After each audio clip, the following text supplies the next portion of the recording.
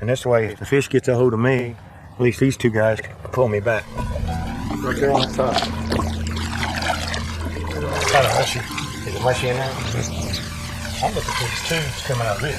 For the first time in this extreme American sport, a hunt for a European monster is on. Let's try that.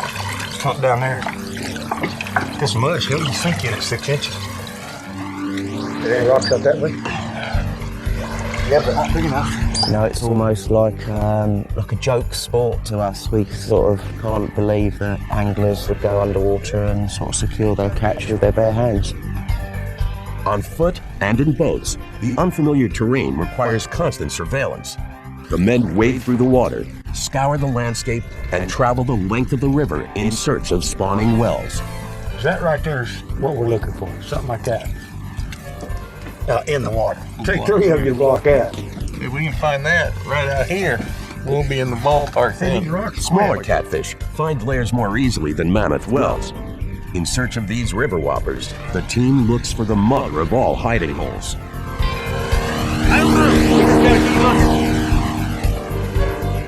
How many miles of river have we checked? Frustrated, after hours searching with no luck, the team gives up, but only for now. We just gotta go look somewhere else. Back on dry land, the noodlers head to the next location, hoping locals can offer catch and life-saving advice. They don't bite too bad.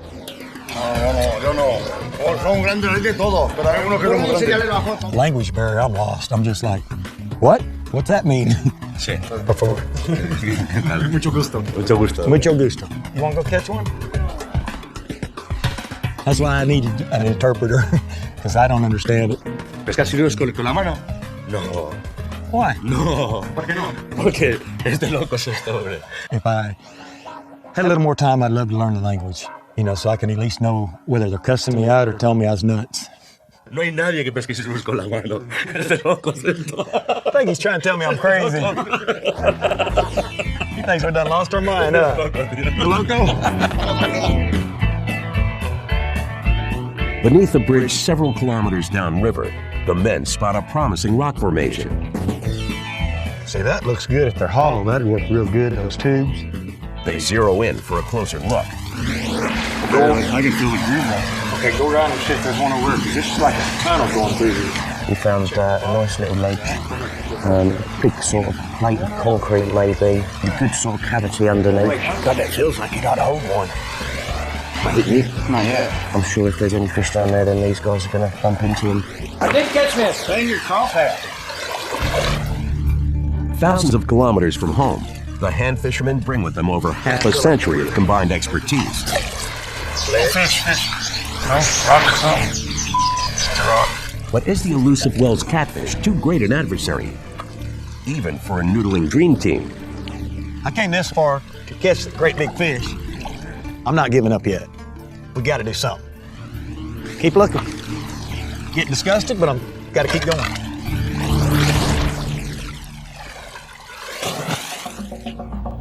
Back across the Atlantic, it's an extreme bare-handed fishing challenge to help save a species. A group of young scientists dare to grab, wrestle, and tag 2 of the world's most dangerous ocean predators by hand.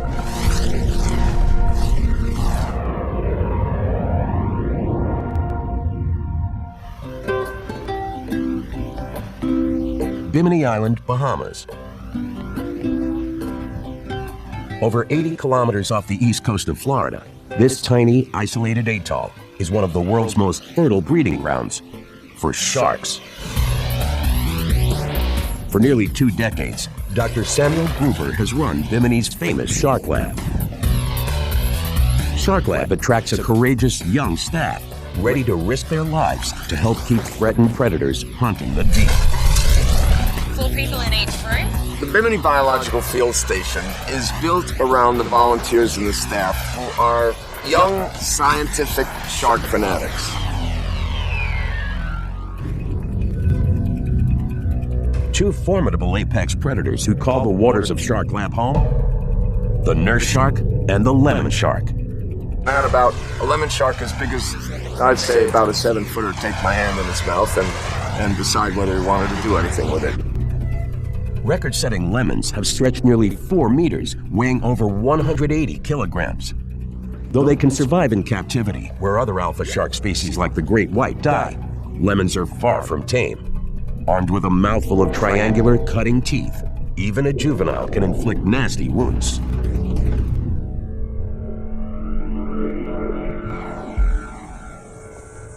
Handling these toothy specimens requires careful practice and training.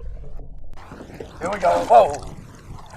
Doc Gruber keeps a stable of young sharks in a pen to teach his scientific protégés the do's and deadly don'ts of shark grabbing. Okay, yep, I got one. This is a little baby lemon shark. This is a male. You can tell by these little extensions by his fin, and this little guy is not happy. So what I'm gonna do, I'm gonna put him to sleep right now. I'm gonna put him to sleep. All right, come on, guy. All right. Now to put him to sleep, I simply turn him over. It takes a couple seconds, and he goes to sleep. Okay, there, that's cool. He's asleep. 2 fingers. Today, Shark Lab plans to tackle their most dangerous but critical species-saving missions. Tagging 2 separate predators with radio tracking devices. Data on shark populations and migration patterns help scientists protect these apex predators in an ecosystem under siege. One mission requires a free dive in shark-infested waters. The other, a one-on-one wrestling match of man versus monster predator. Okay, gang, what we have to do now today, we got to get at least 1 lemon shark. We need to put a transmitter on it. We don't want to get anybody bitten, and it's got to be scientist 2, shark 0.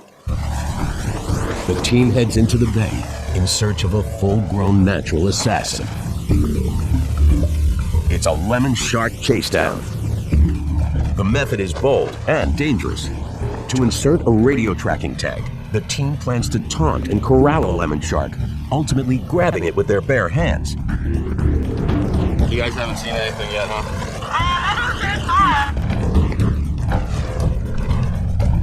But don't try this at home. You got him over there. He's on the port. To your port. To your port. Suddenly, something large and gray passes underneath. Oh, he's coming towards us. On the left. On the left. It's a huge lemon shark. Straight off the bow! We'll chase it until it basically gets sick of being chased, and it turns around and will bite us. Most fishermen would leave the dangerous beast alone. But for the Shark Lab team, they've got their target in sight. The chase has begun.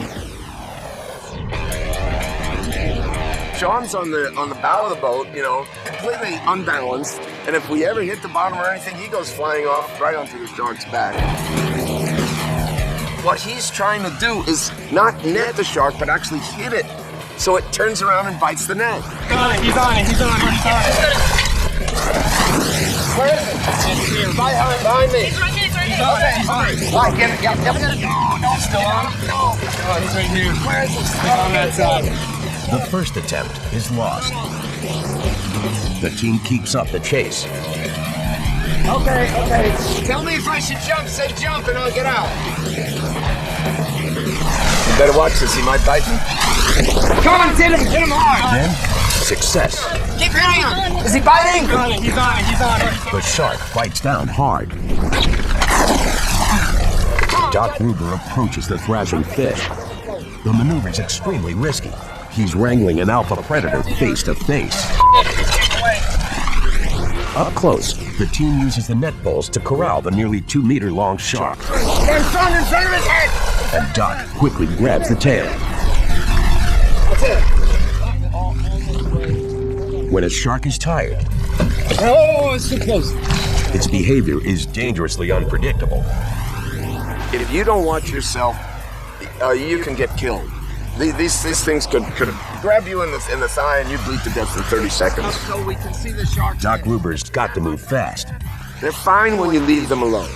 If you mess with them, they hold a grudge. They will sit there very quietly, and while you're not looking, boom, they'll jump right up there and they'll bite you.